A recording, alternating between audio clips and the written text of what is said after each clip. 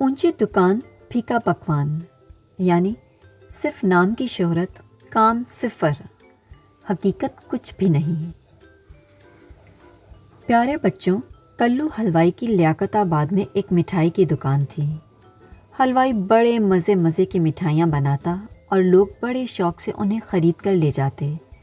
صبح کے وقت اس کی دکان پر حلوہ پوری بھی ملتی تھی۔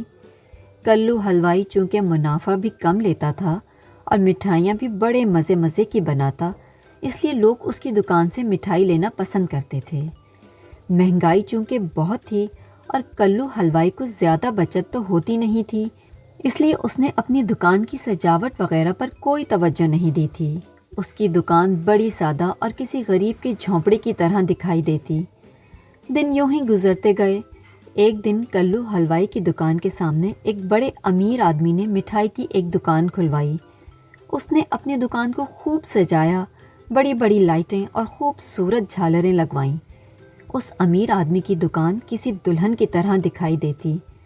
اب جو لوگوں نے اتنی خوبصورت دکان دیکھی تو وہ کلو حلوائی کی دکان پر جانے کے بجائے اس امیر آدمی کی دکان پر جانے لگے اور وہاں سے مٹھائی خریدنے لگے۔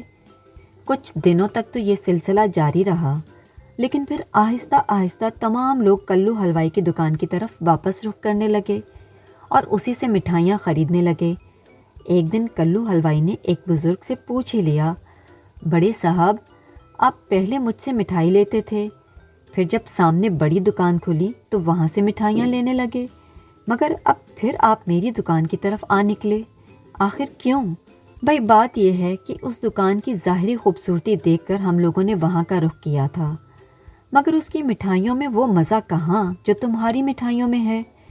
اس بڑی اور سجی سجائی دکان کی مثال تو اونچی دکان اور پھیکا پکوان کے برابر ہے، بزرگ نے کلو حلوائی کو بتاتے ہوئے کہا اور اپنی مٹھائی لے کر چل دیے۔